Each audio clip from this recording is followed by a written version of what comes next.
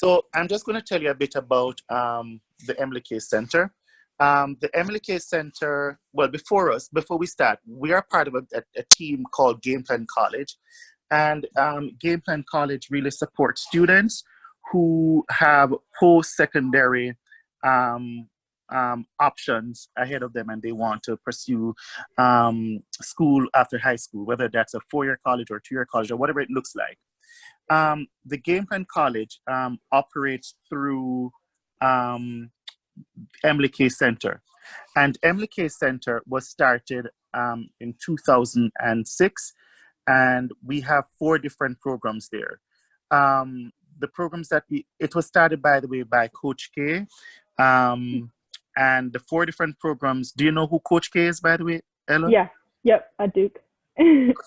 Thank you. So, so the 4 different programs are Pioneer Scholars, Scholars to College, Scholars on Campus, and Game Plan College. The program that we are in, we meaning the people on this call, are in, is called Game Plan College.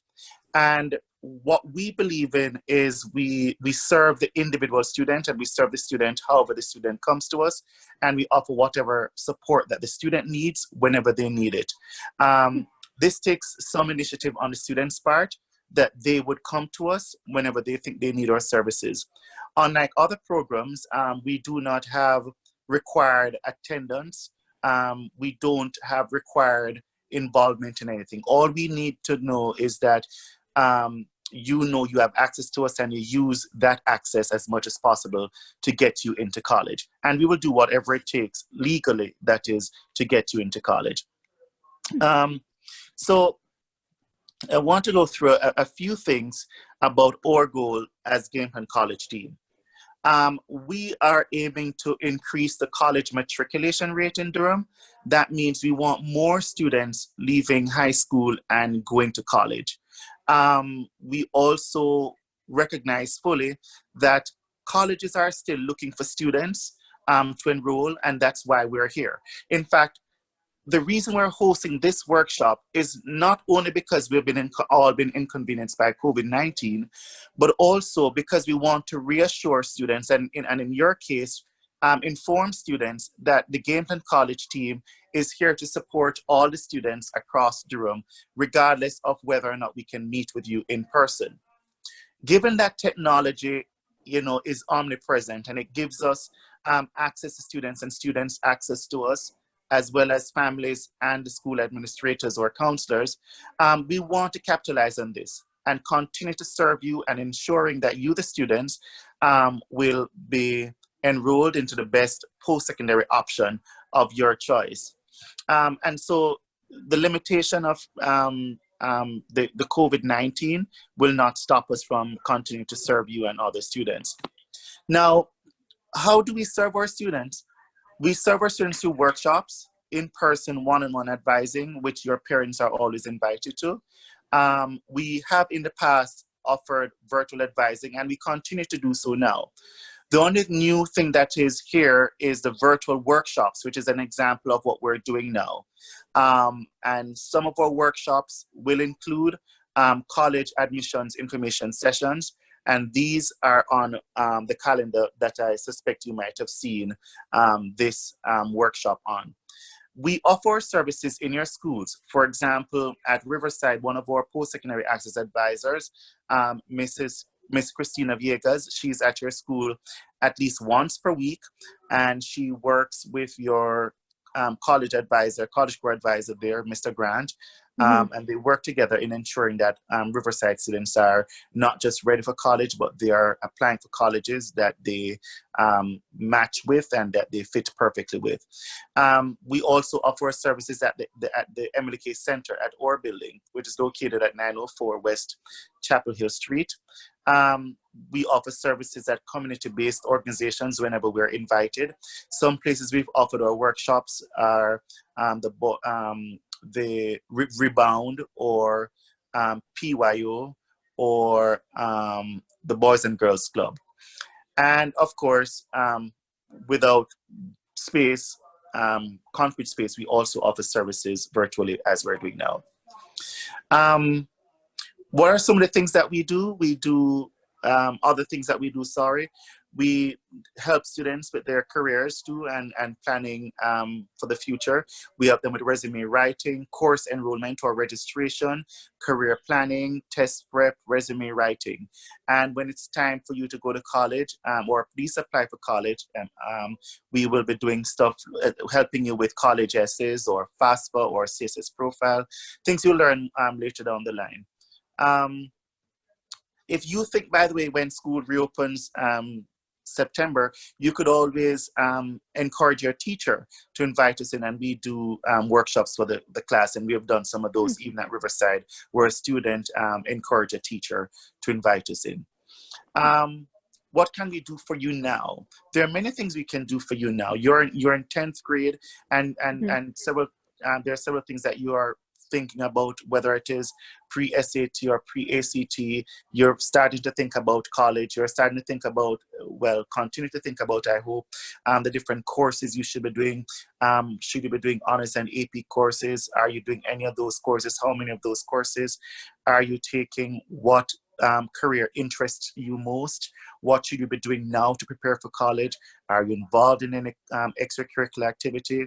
Do you have any holiday employment or part-time employment? Do you do any volunteering? So all of those things we could talk with you about, because whether it is employment or other enrichment programs, all of these things will help you to look better to colleges when it's time for you to apply.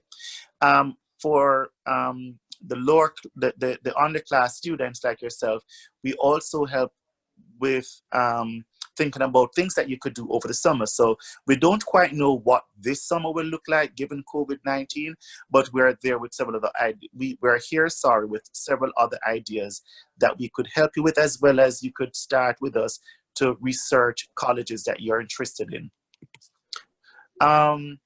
We will have our online workshops, but Miss Jackie is going to take it over from here. Okay, so Dr. Dwayne explained a lot about how to, well, the services that we give to students. I do want to show you how you can make an appointment, because we did extend our office hours, virtual office hours, from 1 to 7 p.m. So I'm gonna go ahead and share my screen right now, so that you can see.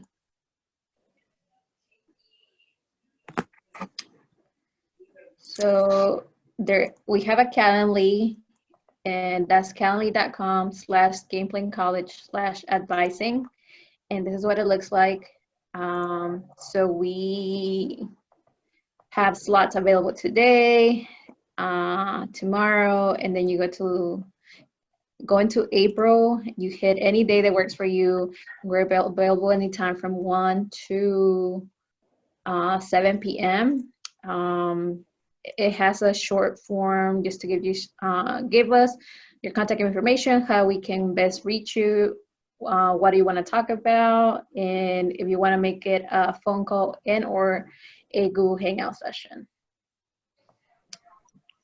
Now to talk about the workshops. So we are we're starting this virtual series where we want to, continue to spread the word about college access by hosting virtual workshops. So to go to that site is bit.ly/GPC virtual, and it will take you right into our calendar with everything we have scheduled so far. We're still getting colleges to RSVP, and every time. And on your, let me move, because on here it tells you how to join. So just like you joined today's session for Zoom, it's the same that will happen for the rest. On Mondays, the GPC staff, so one of us four, will talk about any of the topics below. So if you're a senior, you will get financial aid letters soon. So had to read those numbers. Next Monday, we're gonna have one with Durham Public School counselors, and that's gonna serve as an opportunity for students, families to hear from them and get any questions that answer that you may have. You know, we know that it's difficult time and you may have questions about your grades, attendance, whatever it may be. There's going to be a session for that. The 10 a.m. slot, so there will be a 10 a.m. slot and then a 2 p.m. on Mondays. At 10 a.m. is going to be mostly targeted to 9th through 11th grade. And then the 2 p.m. slots are the ones for seniors. So that's when we talk more about like steps for your enrollment and your financial aid, or any other questions that you may have about getting to college and your plans after high school. All of the admission sessions from colleges, those will happen anytime from Tuesday to Friday at 10 a.m. and or at 2 p.m. So as you can see, our very first one is going to be this Friday coming up at 2 p.m. We're going to have a UNC Chapel Hill admissions rep answering any questions you may have about their admissions process. And then the following week, we do have more schedule. And we're still getting confirmations from colleges, so just be on the lookout as we continue to update this calendar. And if you have any questions about any workshop that we're going to host or the college will host, here you can click on here and it will take you to a form where you can submit any questions you may have. You give us your name, your email, select your grade, and then you can select whether you want to do a workshop question or a college admission session question.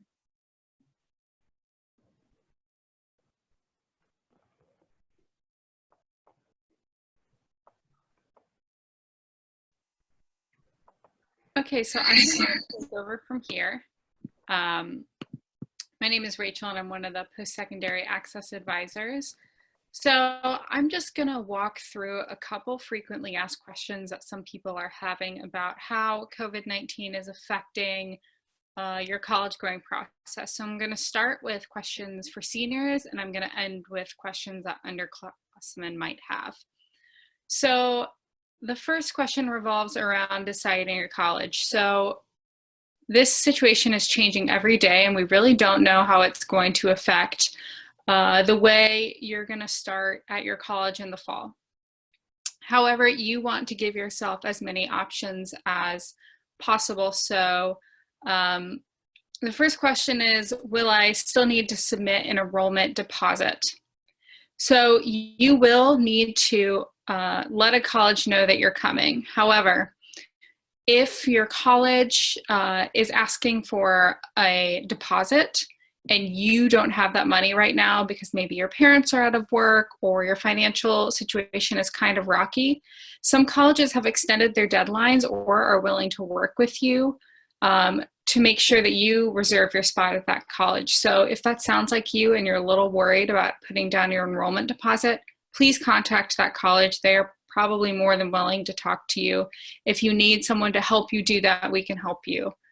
Just a note, May 1st is the deadline for deposits in North Carolina.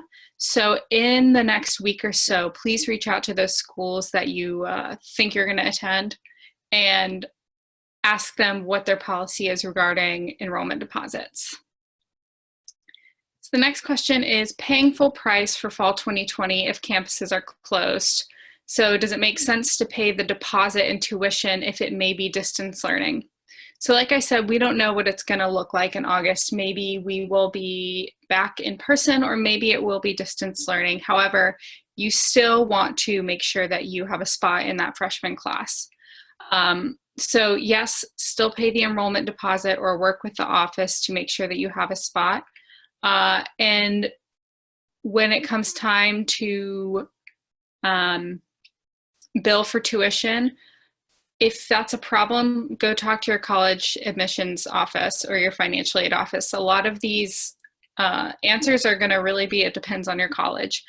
So you might have to do some self-advocacy work to make sure that you're getting what you need. So will scholarships be delayed? So you're probably getting your financial aid packages right now. Colleges still want to fulfill their freshman class quota.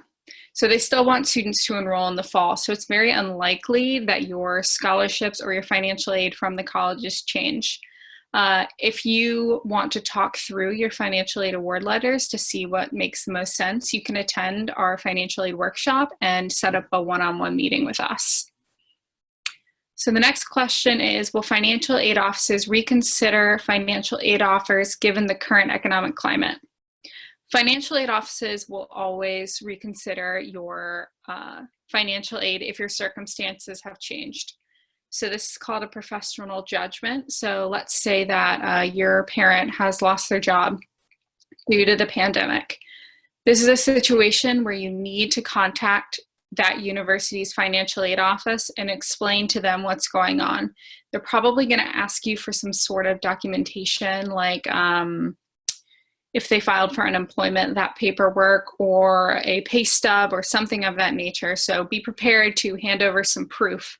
But colleges are definitely going to be willing to work with you to make sure that you can come to their university in the fall. So what if I can't visit a college before decision day, which is May 1st? A lot of colleges are offering virtual tours, but that kind of only gives you a visual feel of what the college will be like. So we'd encourage you to reach out to their admissions office and see if they can connect you with a current student so you can talk to that student about what that university is like. If you don't want to do that, maybe you can find someone that you know that attended that university recently. Your uncle who attended that college probably isn't going to be able to give you a good idea of what it's like to be a student there now. However, admissions offices are really working to make sure that students feel like they're making an informed decision. So please feel free to reach out to them and they can help you out with that. Okay, so I'm going to move on to questions for juniors. So the first question is how will this situation affect current 11th graders? So we know that a lot of you are probably thinking about taking your standardized tests, and we know that the SAT has been canceled until at least June, and also a lot of you are in AP classes. So the College Board just sent an email today saying that they're offering online AP exams. You can go to their website and they have a nice table that tells you the class, and it also says what chapters or what concepts are going to be covered in the exams. Most of the exams are going to be 45-minute free response exams that you do at home. You can either do it on your computer or tablet, or you can write it down and take a picture, so you'll get more guidance there. The College Board has also released some AP prep videos.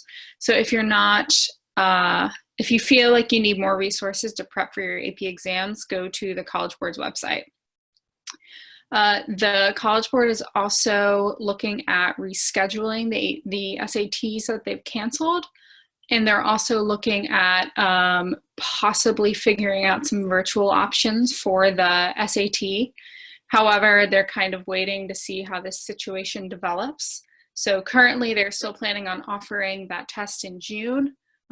If they are able to offer that, I think it's likely that they will offer more tests during the summer, but just keep an eye on that. So, we've already talked about these things. So every college, okay, so if you are concerned about, your grades or classes that you were or were not able to take during this time, colleges understand that this situation affects everyone differently. If your high school decided to give everybody pass-fail, so you might not get a GPA boost from that, don't worry. Colleges aren't so concerned about, how your individual school handled this. A lot of things are out of your control, and I know that's really hard because junior year is so important. But don't worry too much about, what classes you were or were not able to have access to. Focus on the things that you can control. So if your school has moved to pass-fail, make sure you're working towards passing those classes. If you are still getting letter grades, that's great. Make sure that you are working towards getting an A in that class. So in the fall, if you're a junior, you will likely be applying to colleges, and you may be compelled to write about your experience during the pandemic.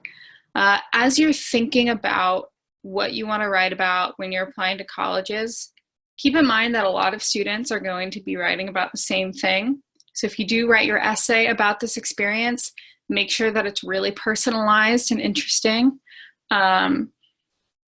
We know many college admissions counselors, and they tend to see the same essays over and over again. So as you're thinking and planning throughout the rest of the semester and the summer, make sure you're really intentional about what you're presenting to colleges. For underclassmen, so if you're a freshman or a sophomore, now is a really good time to pay attention to how colleges are responding to this crisis. Are colleges putting the best interests of their students first? While you are applying to colleges and they're deciding on you, you also have the power to decide on them. So if you were interested in a college and you see that they maybe aren't prioritizing the safety of their students, that's something to consider as you're looking at colleges. And frankly, Twitter is a great resource for this because people are talking about it a lot, but you can also go look at college websites. You want to make sure that, you know, if something like this happens again, that you would be taken care of by that college. So I guess to sum up, if you are a freshman or a sophomore, now's a really good time to start looking at colleges, maybe narrowing down your list. We can help you with that on our one-on-one sessions and in our workshops. If you're a junior, act as though you are going to be applying to colleges in the fall as normal. Kind of all we can say is roll with the punches as far as it goes with AP tests and SAT and ACT. Lots of colleges are going test optional, so you might not even have to take the SAT or the ACT. But if you are, make sure that you're preparing. There are a ton of online resources through Khan Academy or the ACT's website. So you can use this time to start prepping for this test and getting familiar with them. Seniors, I would say the best advice is to keep operating like you're going to be on campus in the fall, but just keep in the back of your mind that you might not be. Advocate for yourself. So if you have problems, if you are concerned about your finances, please reach out to these people at the colleges. They want to help you, but they can't help you if you don't ask them. So that's all I have. We wanted to open this up for questions. So if you have a question, you can go to the chat and post your question. So we have one. So if we took the ACT at school in February, when should we expect the scores to be returned? I believe, are those scores back yet? No, but they should have been back about now. About now, yes, based on last year. But especially because of the COVID-19, we're not sure what happened. So just keep looking out for it and wait for it. Mm-hmm. A lot of times, I believe most times, these scores are physically mailed to your schools. So if no one's at your school to take the mail, they might not have access to them yet. But you could reach out to your counselor and see if your counselor has said anything about it. Maybe give it a couple weeks because they may not have them yet. But I'm sure that they will be curious to see your scores as well. And also, don't forget to join our session on the 6th, because we're going to have the DPS counselor. So that will be a great opportunity for you to ask these questions and engage. All right. So they will have a better answer on the 6th. Because we invited the counselors to that session on the 6th so that you could answer any questions that you have. Mm-hmm. So we have another question. If I'm offered work study, do I have to do it? No, you do not have to do work study if you feel like you can cover that amount with some other scholarship. You don't have to accept that. So when you decide that you're going to attend that college, you have to accept every piece of financial aid. So you could decline loans or grants. I don't know why you would decline a grant, but you could in theory. You can also decline work study.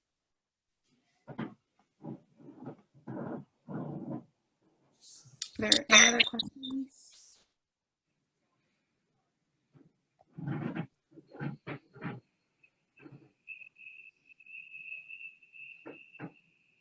All right, well, if that's all the questions. Oh, how does the appeal process work for financial aid? There's not a standard process or response for this. But what you could do if you want to do an appeal is just simply send an email. Some colleges have a specific document that you could Google online and locate, and you complete that document, and then you just submit it back to where they instruct you to submit that document. But otherwise, what you could do is just email whomever is responsible for financial aid at the school, or ask admissions office who to contact, and you submit an official request for an appeal through an email if you don't see that document, and then somebody would reply to you about how to go about it if you are supposed to do a specific document. But there's no standard way to do a financial aid appeal. So the next question is, how many schools do we recommend a student apply to? So we'll get more into this on our match and fit session, but there are 3 types of colleges. So there is a safety school. So these are schools where your SAT, ACT, and GPA are above what the previous year's enrolled class averages. So let's say you applied to a school and the average ACT for that class was 18 and you have a 22. You'd be pretty confident that you're going to get into that school. So that's called a safety school. A match school is a place where you think you would be really happy and your SAT, ACT, and GPA kind of fall around the previous class's average score. So if you had a 22 and the class prior to you had 22, 21, 23, something like that, that would be a match school.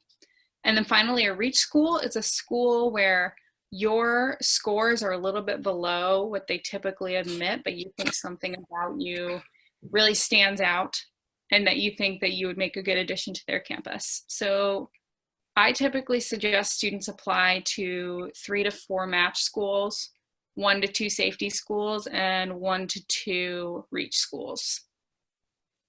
So that's anywhere from 5 to 8.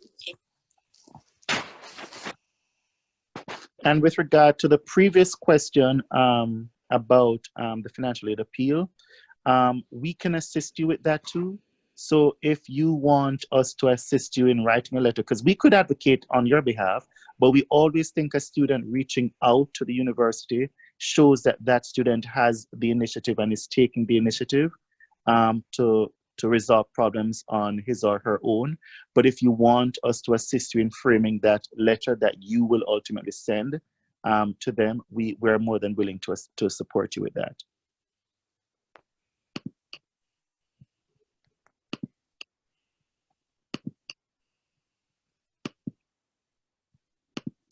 So the next question is, when do colleges do free applications? So in North Carolina, we have free college application week that applies to some colleges, not all. I don't know what— It's usually in October. Yes. I don't know what the 2020 dates are. I'm going to Google it really quick. So there are a lot of colleges in North Carolina that do extend free applications during this week. Most of them are private schools. So, you know, North Carolina Wesleyan, colleges like that. Some public schools offer free applications. So UNC Pembroke, I believe UNC Greensboro, but some don't. So UNC Chapel Hill does not offer a free application during this week. And then there are some schools that only accept fee waivers during free college application week.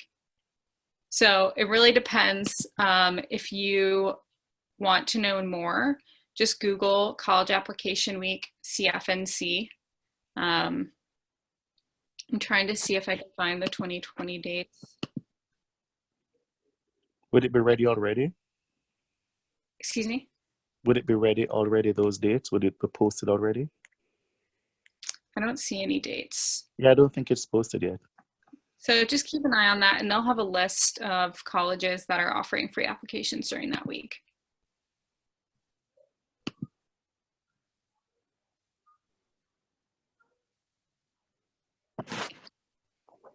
The next question is, can you send the same applications essays to multiple colleges, or do they have to be different?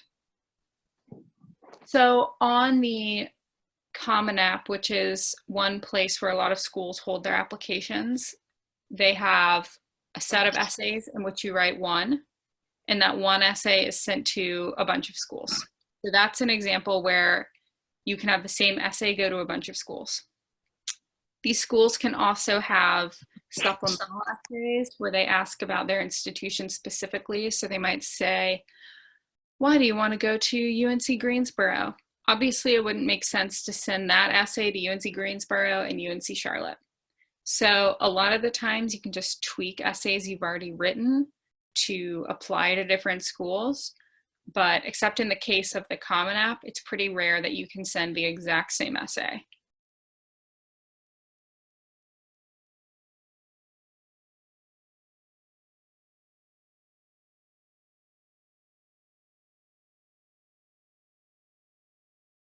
Do we have any other questions? Dwayne, you're muted. These are great questions, I was saying. So thanks for these great questions. And as you may know, the session is being recorded. So other students who are not able to join us live will be able to learn from these questions that you're asking. Another question I think came up, Rachel. Do you think colleges will look for the same first-year class size? Typically, yes.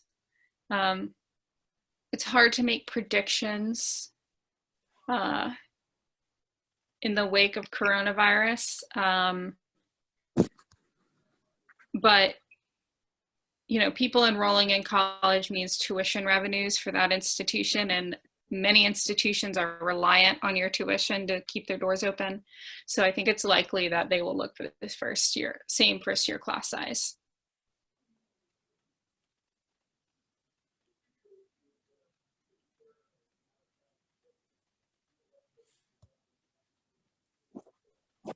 Any other question?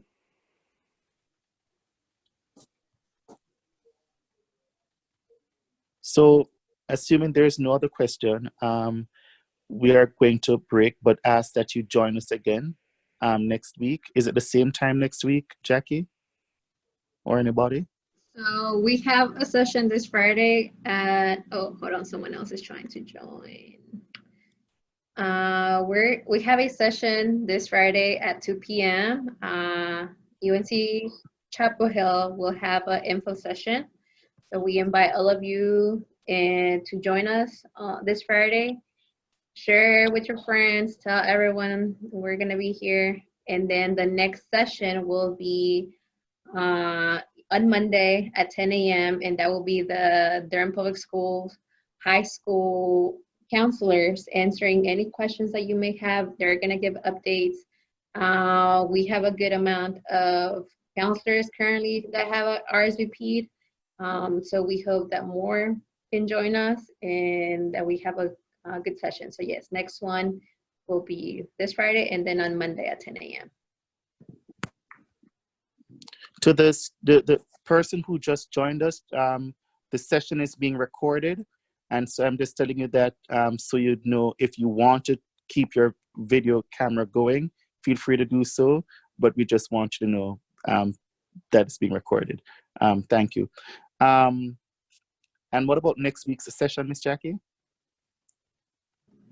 Next week's session, workshop. Do we have a workshop next week? Let me share my screen to give you a accurate answer. So we have, yes. So on the 6th, 10 a.m., DPS counselor question and answer. At 2 p.m., we will cover how to understand your financial aid award package. And then we have 5 colleges that have RSVP'd, and there's still some space, so there could be some 10 a.m. sessions on the 9th or the 8th. So if any of you are interested in any of the schools that we have next week and or this Friday, make sure that you visit this site, that bit.ly/GPC virtual. We're gonna, same as you did today, we're gonna hyperlink the Zoom meeting, and we're gonna include the meeting ID and password for all of them, so that you can join us next week and this Friday. It's already there for this Friday. And if you have a topic you think you'd want for us to explore as a workshop, please feel free to email us that topic, and we'd be happy to explore that topic with you. We're also encouraging each of you to share these workshops with your classmates, your friends, your family members. We want as many students and parents and families in general to become more aware of these college access support, because the more students know about these opportunities across Durham, it's the higher the probability that students will become more engaged about pursuing their post-secondary access streams, and the higher the probability that these students will succeed at accessing them. So thank you so very much for joining us today. If you have any other question, we welcome them. You could always email us at gameplancollege@emilykay.org. So gameplancollege@emilykay.org, or please feel free to follow us on our Instagram at gameplancollege. So thank you all for joining us today, and we look forward to more fun times on Friday when UNC admissions office meets with us, and on Monday when we meet with our counselors. And if you have any questions for your counselors, for example, one student had asked earlier about ACT scores, that's a question you could ask your counselor about. But again, we appreciate all of you joining us. So thank you.